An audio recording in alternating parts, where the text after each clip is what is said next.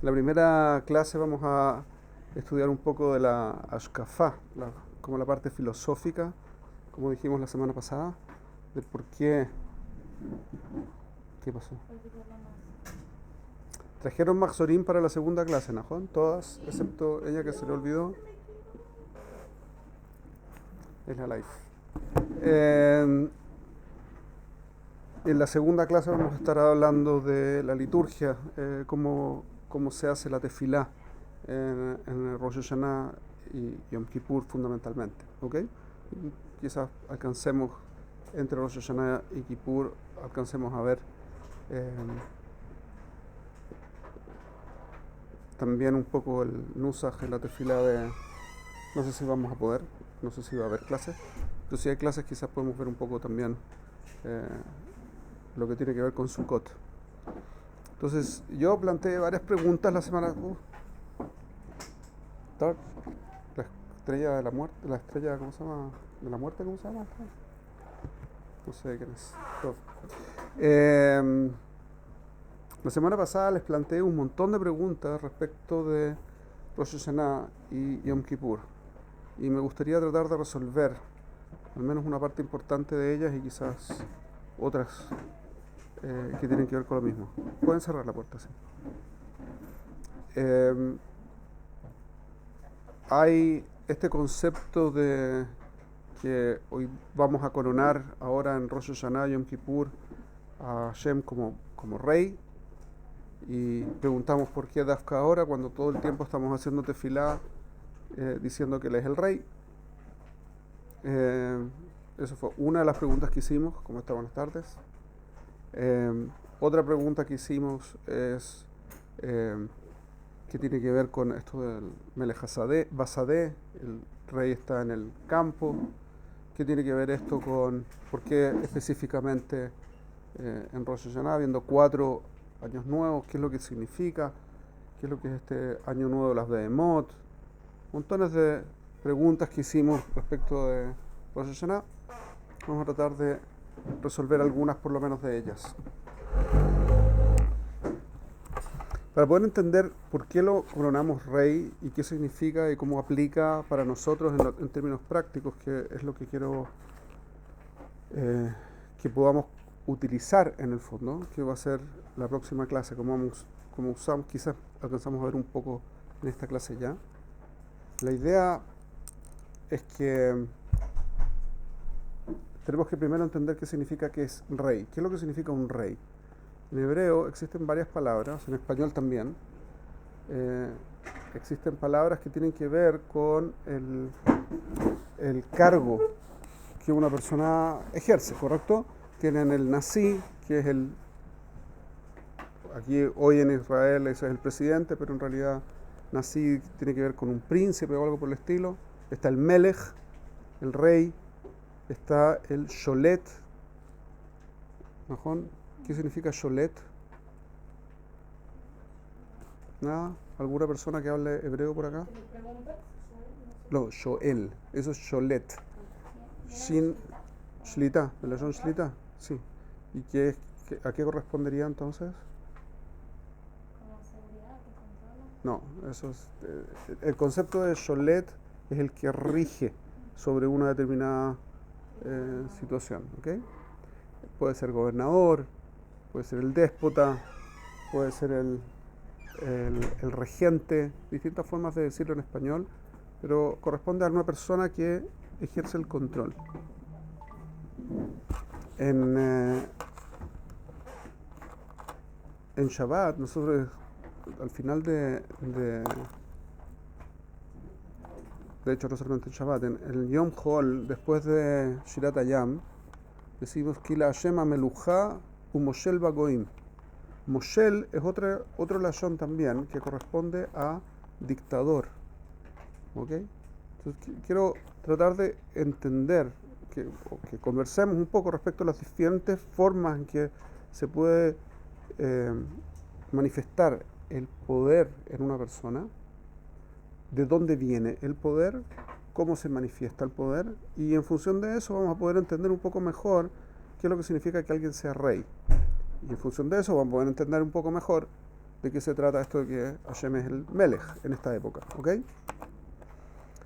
Entonces, cuando ustedes tienen un presidente en un país convencional de hoy, ¿cómo funciona su poder? ¿De dónde viene el poder?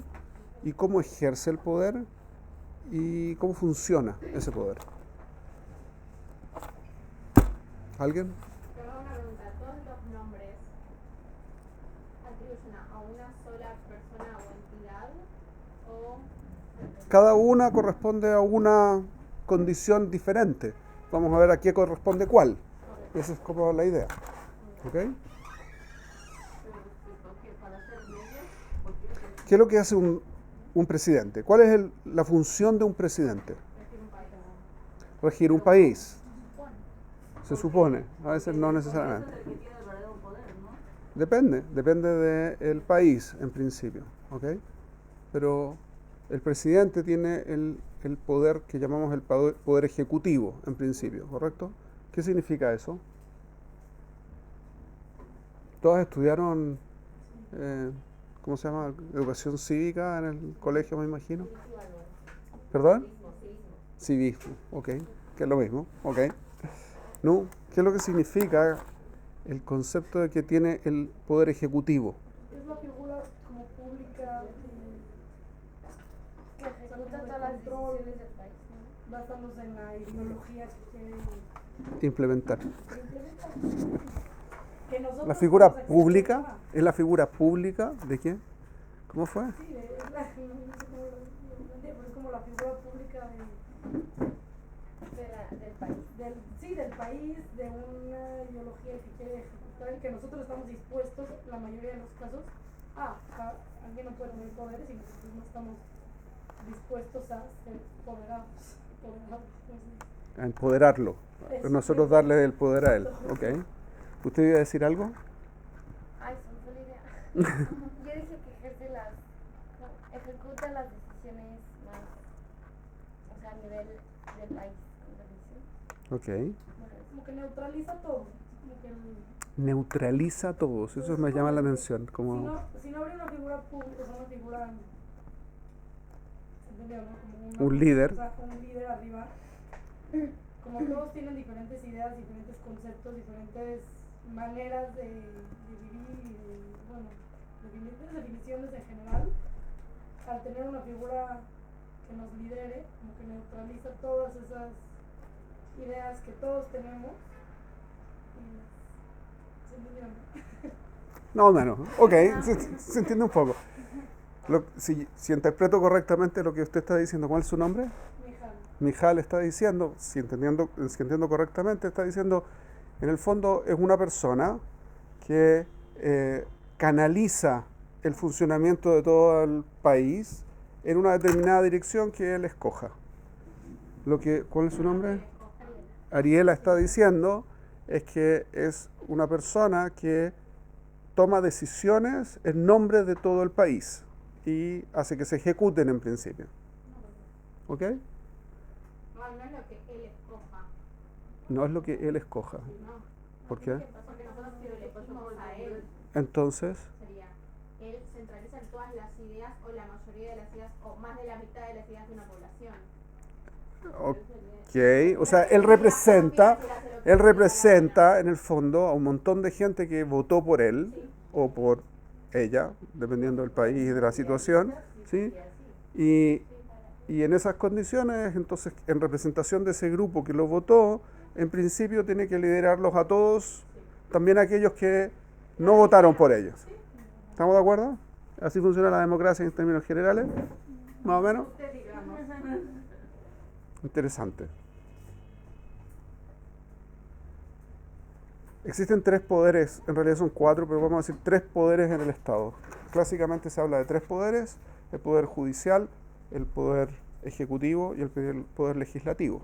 Hay algunos lugares en los que el poder ejecutivo tiene más fuerza que el poder ejecutivo, que el legislativo, es decir, el que genera las leyes, tiene más fuerza que el poder ejecutivo, que es el que ejecuta decisiones en particular con una visión en particular, como usted está diciendo, que no necesariamente es de la mayoría, incluso puede ser de una minoría, pero que logra mantener el consenso en un grupo mayor. Como en Israel, por ejemplo, tenemos un primer ministro que corresponde al equivalente a otros países del presidente. Tiene un cuarto de los votos, más o menos, un poquito más de un cuarto de los votos de la población en su partido, pero hizo una coalición y en esa coalición tiene más de la mitad y con esa más de la mitad tiene derecho a gobernar sobre el resto, incluso aquellos que no están de acuerdo con él. ¿Hasta acá estamos más o menos claros? ¿De dónde viene el poder que tiene el presidente? ¿De dónde viene? De la población. La población le cede ese poder.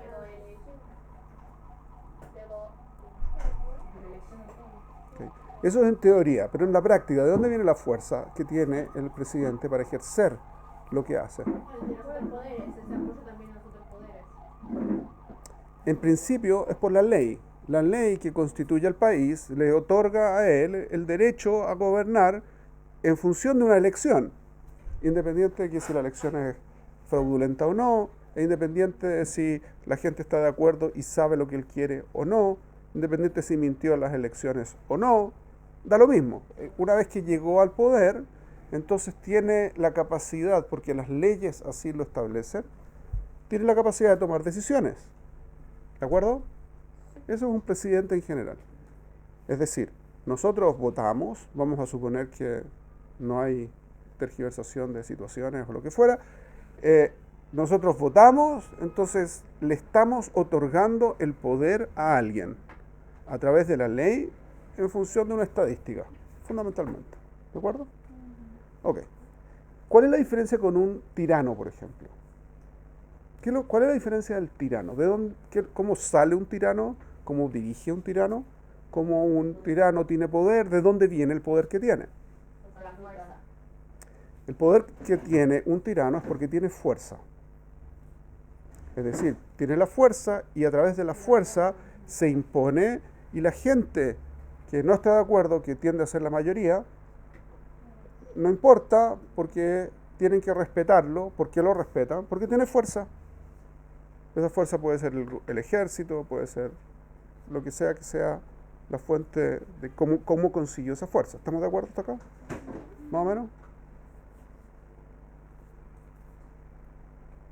¿Qué otras formas de gobierno existen? La monarquía. La monarquía. ¿De dónde viene la monarquía? ¿Qué es lo que es la monarquía? ¿Qué significa una monarquía? Ok, eso Bueno, vamos a suponer. En resumen, Elección de Dios. Vamos a suponer, pero independiente de eso, ¿de dónde viene la fuerza que tiene un rey? Tienen un rey en un país. No fue elegido. Y vamos a suponer que no corresponde a un tirano, porque si corresponde a un tirano, ya tenemos la lógica. Tiene fuerza y se impone por la fuerza sobre la población. Entonces no estamos hablando de un tirano. ¿De acuerdo? ¿De dónde viene la fuerza de un rey? tiene muchos Por aliados. costumbre, ¿no? Por legado. O sea, como que ya están acostumbrados a que siempre como que vas a ir el siguiente. Entonces, como que ya están establecidos. Porque recuerdo también que acepta, tipo, cuando nosotros aceptamos que esa persona está gobernando sobre nosotros. Ok. Es un poder adquisitivo. ¿Por qué el poder adquisitivo? Porque depende de cuánto tenga, las tierras le pertenecen al monarca. Por lo tanto, la comida, todo lo que produce le pertenece al monarca. El dinero Pero- que tiene, Pero eso, puede comprar una milita. eso es extraño, porque para que él pueda decir que tiene el poder de echar a la gente de su tierra, ¿ok? Porque la tierra es del monarca, en el fondo la gente tiene que estar de acuerdo con eso. Porque si no, no tiene ninguna importancia. Hay un tipo, curiosamente, que dijo que era el rey de la luna en los años 60 y declaró que era el dueño de la luna y la compró, no sé si la compró o no sé qué, Y había un tipo que compraba en Chile, de hecho. Y se consideraba el rey. ¿Qué significa el rey? Que gobierna sobre él tiene el derecho sobre las tierras en la luna, lo que sea que eso signifique. No puede ejercer absolutamente ningún control sobre la luna porque no puede ni llegar allá. Y había otro que se hizo el rey de los mapuches. Los mapuches son un pueblo en el sur el cono sur, digamos, en la parte sur del cono sur, entre Argentina, que los mataron a todos los que pudieron, y en Chile, donde están tratando de matar a todos los que no mataron anteriormente. Lo que fuera. Y hubo un tipo que no tenía nada que ver con los mapuches, que se autodeclaró el rey de los mapuches. Nunca falta. ¿Pero qué significa eso? Que en el fondo él, si la gente lo acepta, tiene el derecho de controlar a la gente. Si la gente no lo acepta, no puede controlar a la gente. ¿Está claro? Por ejemplo, en la Revolución Francesa lo que hicieron fue, en el fondo, dar vuelta el gobierno, quitárselo a los reyes. Hay una última versión extraña de gobierno. ¿Han escuchado hablar de los jajamim, grandes jajamim acá en Israel? Sí. Los grandes jajamim en Israel deciden cosas y la gente los sigue. ¿Por qué los sigue? ¿Y por qué los ven como autoridad? Porque son más cercanos a Kadosh Baruj Hu. Porque creen que son más cercanos a Kadosh Baruj Hu. O quieren quitarle más méritos. Por respeto. Es decir, primero le tienen kavod, y el kavod se manifiesta en que hacemos lo que ellos dicen. Pero también ese kavod se basa en su sabiduría, ¿no? En su sabiduría y en su rectitud. Porque nosotros asumimos que son rectos, asumimos que son muy sabios, y entonces las cosas que... No voy a hacer ningún comentario adicional, pero vamos a suponer así. Nosotros asumimos que tienen mucha sabiduría, que son muy rectos en todo lo que hacen. Entonces cuando dicen que las cosas se tienen que hacer de una determinada forma, uno confía en ellos. Y por lo tanto, fíjense lo curioso. Tenemos gente que gobierna porque la ley les permite gobernar. Existe la gente que gobierna porque tienen fuerza y se imponen sobre el resto, y el resto les tiene que dar kavod porque tienen fuerza. Existe gente que gobierna porque nosotros les tenemos kavod, entonces tienen el poder. Y existe gente que gobierna porque nosotros le otorgamos la confianza para que gobiernen. Pero no hay uno que no le tengamos que otorgar el permiso, digamos. Claro, el tirano, no se lo otorgamos, él lo quita, él lo impone. ¿De acuerdo? Moshel es un tirano. Moshel es un tirano. Un gobernador tirano. Es decir, que en el fondo la gente no quiere que sea el gobernador, pero él es gobernador igual. Da lo mismo. Por ejemplo, se puede decir que Hitler era un tirano, ¿no? O sea, al principio. Sí, y pueden ver montones de reyes alrededor nuestro acá en Israel. ¿Sí? Tienen los reyes de Jordania, por ejemplo. Los jordanos tienen un rey que está fundamentado en el ejército que tiene. La mayor parte de la población no lo quiere. Los iraníes tienen un régimen autoritario también es una tiranía. El 80% de la población iraní no está de acuerdo con el régimen que tienen, pero no pueden hacer nada porque si no los matan. Jamás, la misma historia, exactamente igual. ¿Ok? Entonces, tenemos gente que tiene el poder, porque tiene el poder, tiene el respeto. Hay gente que tiene el respeto y por eso tiene el poder, al revés, en el caso de los jajamim. Tenemos gente que nosotros le otorgamos el derecho de ser el que gobierna. Y eso lo llamamos el rey. ¿De acuerdo? El rey es aquella persona o aquel ser al que nosotros le otorgamos el derecho de gobernar. Ahora, ¿para qué se gobierna? ¿Cuál es la lógica de gobernar? ¿Para qué? ¿Cuál es el concepto de esta persona tiene el derecho de gobernar? Entonces, ¿qué es lo que tiene que hacer? Poner orden. Poner orden, correcto. Dirigir. ¿Para qué? ¿Dirigir para qué? En teoría, no necesariamente en la práctica, pero en teoría. Para mantener el orden. ¿Solo mantenerlo? Para una mejor Para crecer. económica, Para que la en teoría para el bienestar, en general para el bienestar de una masa de población. Correcto. La población le otorga, por las buenas o las malas, el control a alguien y el objetivo de ese alguien es mantener la armonía y el desarrollo y la prosperidad del grupo al que controla. ¿Estamos de acuerdo hasta acá? Entonces, ¿cuál es el concepto de rey? El concepto de rey es el ser al que le otorgamos el control, el dominio, de forma tal que armonice el funcionamiento y desarrolle el funcionamiento de la población que le otorga el poder. Distinto del moshel, del tirano, distinto del presidente, distinto de cualquier otro ser. ¿Ok? Distinto de lo que fue. Esa es la definición de un tirano. Moshel es el equivalente. Moshel depende cómo usted lo traduzca, pero en el fondo Moshel es un tirano desde el punto de vista del hebreo antiguo, no del hebreo moderno. En el hebreo moderno Moshel es el que gobierna, puede ser gobernador, no necesariamente un tirano, pero en principio sí. Sholet es mucho más un gobernador, porque es la persona que tiene el gobierno, el que controla. ¿Sí? ¿Hasta aquí estamos más o menos claros? Ahora podemos entender un poco mejor de qué se trata el que nosotros le otorguemos en esta época el reinado a Hashem. El resto del tiempo estamos recordando que es el rey, pero en esta época le estamos otorgando el título de rey. Es como el periodo de elecciones, casi, ¿ok? Como si fuese un periodo eleccionario. Pero ¿cómo se hace para otorgarle a Hashem el puesto de rey?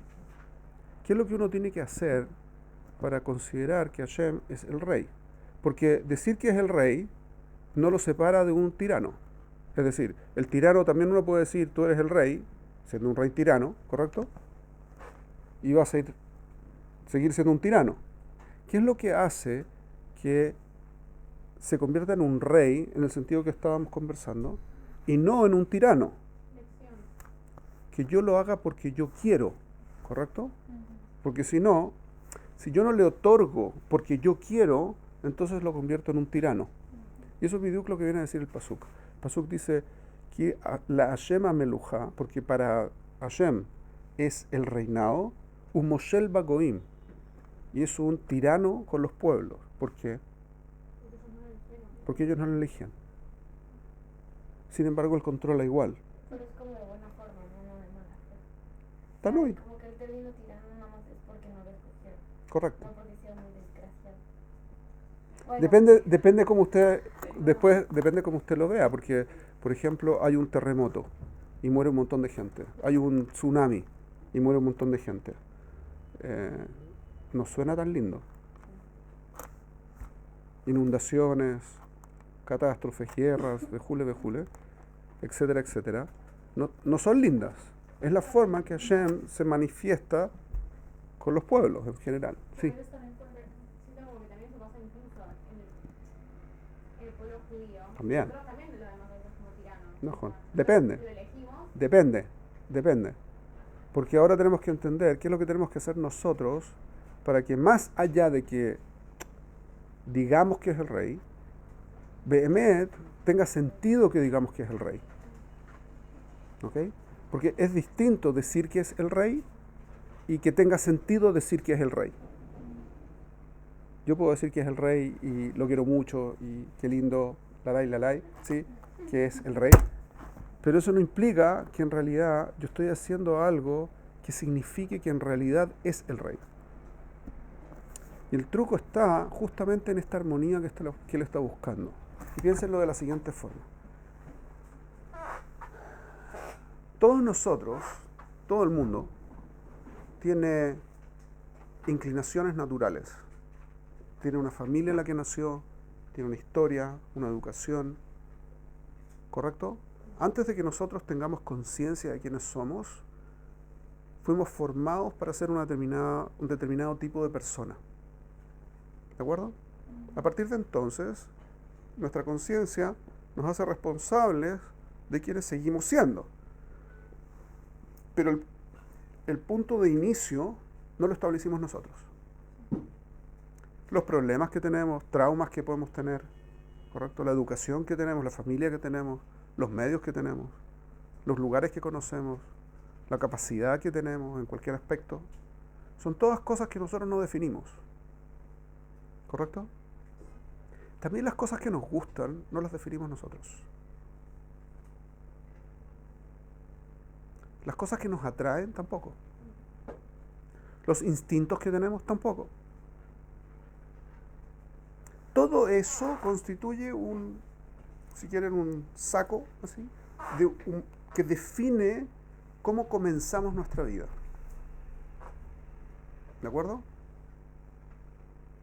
Y a cada uno le toca algo distinto.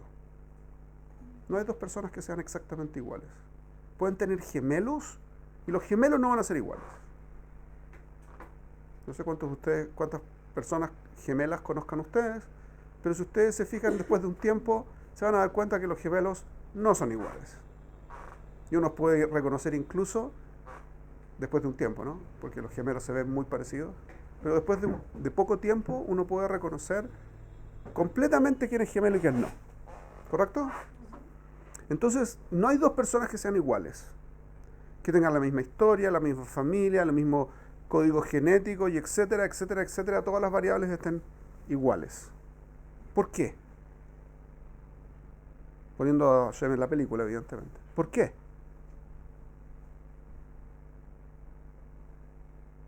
Porque él nos hizo diferente a cada uno o nos dio cosas diferentes. Porque nos hizo diferentes y nos dio cosas diferentes. Todo nos dio Cada distinto. uno tiene que hacer algo particular. Correcto. No tiene ningún sentido suponer. El para qué es la pregunta correcta. Porque cuando uno piensa para qué, ¿qué es lo que está diciendo? ¿Para qué objetivo? ¿Para qué meta? ¿Correcto? Cuando uno dice para qué, en el fondo lo que significa es cuál es el objetivo que es común. No tiene ningún sentido. Cuando uno lo piensa un par de segundos, se da cuenta que eso significa necesariamente que cada persona es distinta porque tiene un objetivo distinto. ¿De acuerdo? Si uno juntara todos los objetivos de toda la gente, se crearía armonía si se desarrollaran esos objetivos. Y eso es lo que viene a ser Y cuando uno se da cuenta de eso, cuando uno se da cuenta de eso, uno se da cuenta que el que puede generar la armonía es Hashem, porque Él creó las condiciones para que vivamos en armonía. El año pasado, para las que estaban acá, yo les decía, todas se van a casar con un chico bueno, de Santa Hashem, y ninguno va a ser el mismo chico bueno de la otra. Vamos a conversar después.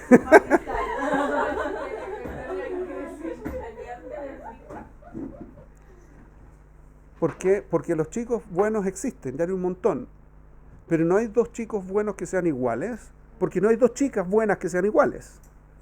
Y porque cada chica buena tiene un chico bueno, no tiene 15. Tiene uno.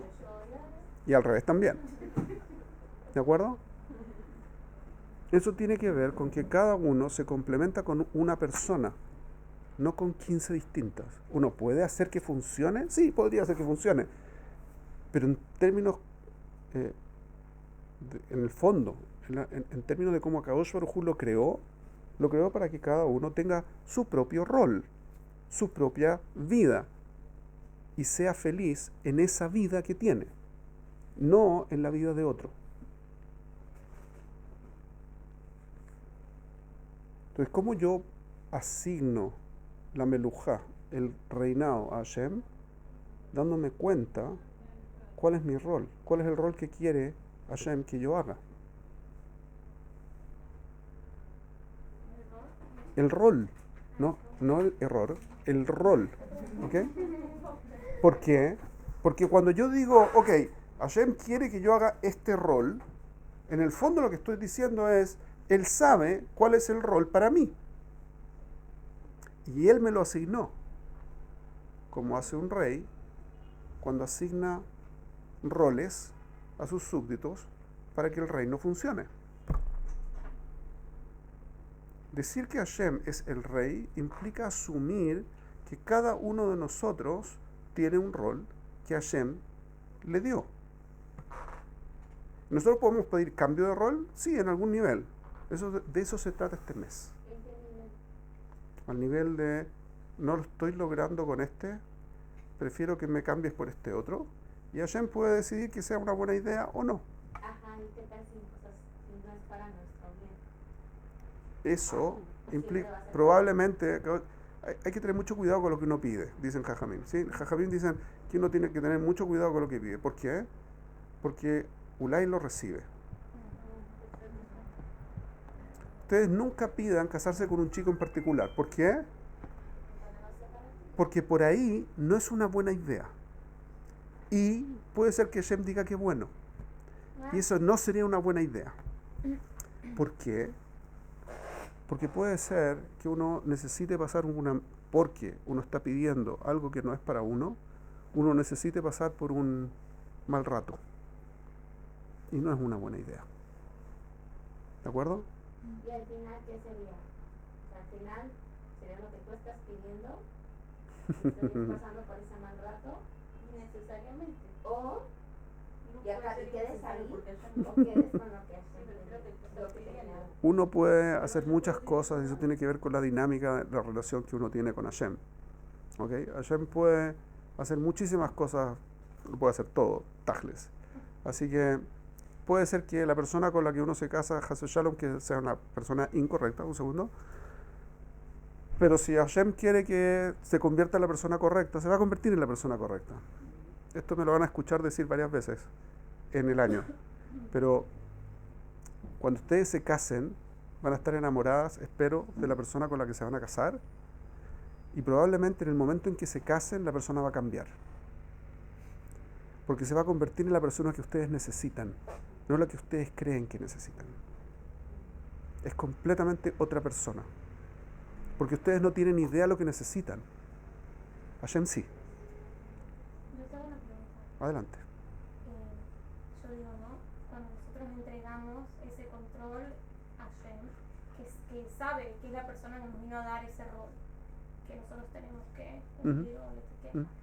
Mi pregunta es si yo voy y pido algo que no es para mí o que yo no necesito, ¿por qué me lo daría? Si sabe...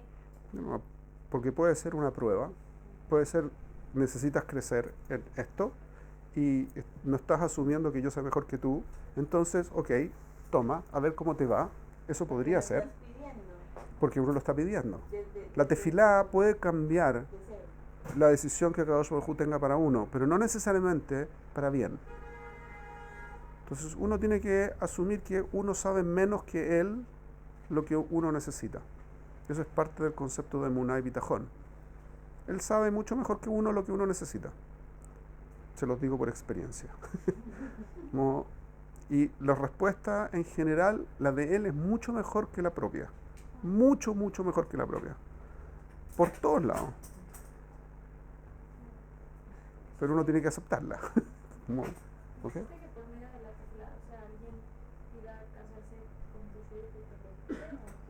Sí. Sí. Ningún problema. Se genera un problema, pero eso va a generar que el shidduch o eventualmente esa pareja se rompa. Es como ¿Sí? Rachel y Lea, ¿no? Que Lea Claro. pide Correcto. a Jacob, Correcto. pero quedó primero y luego ya Rachel. De todas maneras, Rachel fue la mujer de Jacob, Claro. pero Lea es la madre de Israel. Fundamentalmente es Lea, no Rachel. Pero pues al final, o sea, Hashem es el que Sí. recibe tu tefilá, entonces, Correcto. ¿por qué dejaría que alguien te la quite? Era una mala idea meterme en temas de pareja, la verdad. Ok.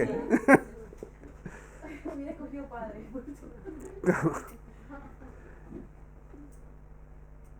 Akadosh Baruj Hu decide qué es lo que va a hacer en función de lo que le parece que es la mejor, como él sabe cuál es el mejor camino para que uno crezca. Y cuando uno no atina, no se da cuenta de lo que está haciendo y se obstina en una determinada solución, Hashem puede decir, ok, veamos cómo te va. Lo vemos muchas veces en la Torah. Cuando en las parashiyot, ¿cierto?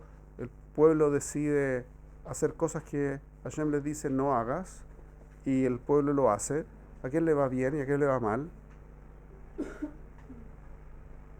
Muy simple. Le va mal. Pero no implica que Hashem toma la decisión por uno. Hashem permite o no permite en función de lo que uno decida, de lo que uno quiere, pero también en función de cómo arregla que las cosas funcionen. Tiene una capacidad insólita de arreglar que las cosas funcionen perfecto al final, pero no al principio. Cuando decimos Gamzule Tová, no decimos esto es bueno, decimos esto también va a terminar bien. Es Letová, Zelotová, Zeletová, para bien. Es para que en el futuro esté bien, no para que ahora esté bien. ¿Ok? Entonces, eso es parte importante del Heshbon. Entonces, lo que tenemos que hacer ahora es tratar de hacer este Heshbon. ¿Cómo crezco a convertirme en la persona que Hashem quiere que yo sea? Ese es el Heshbon que tenemos que hacer. Porque esa es la forma de coronarlo rey. ¿Está claro? Para eso les voy a pedir una tareita y con eso vamos a terminar esta clase. Después seguimos con la otra. En la tarea quiero que ustedes hagan el siguiente Heshbon. Que anoten, por favor háganlo, porque es para ustedes, no para mí. ¿Ok? Para que nos acordemos. Pídaselo a alguien que tiene cuaderno que anota con lápiz a la antigua. A la antigua. La libreta.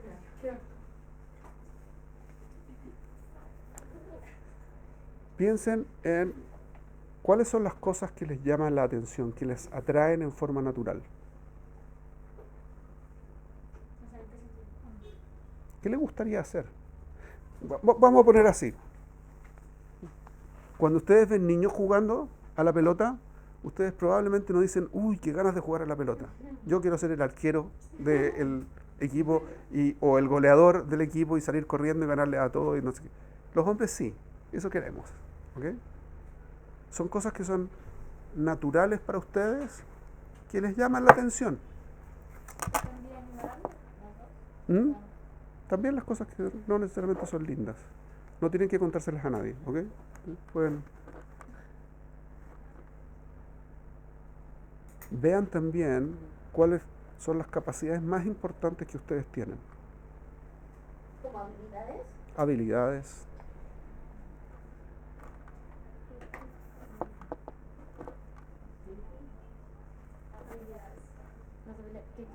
Habilidades más importantes. Van a tener miles de habilidades. Pero consideren las 4, 5 más importantes. Piensen en las cosas que más les cuestan.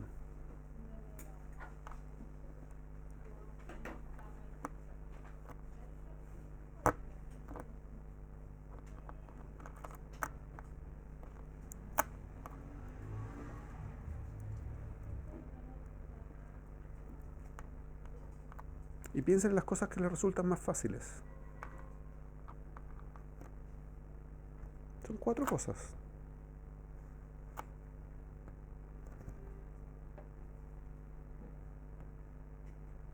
Esas 4 cosas les van a dar un montón de información de quiénes quieren ser ustedes. Y eso es parte del proceso para poder identificar qué es lo que Hashem quiere que ustedes sean. ¿De acuerdo? Eso. Vamos a pararlo acá. 2, 1, 0 y empezamos con la otra clase. ¿Okay?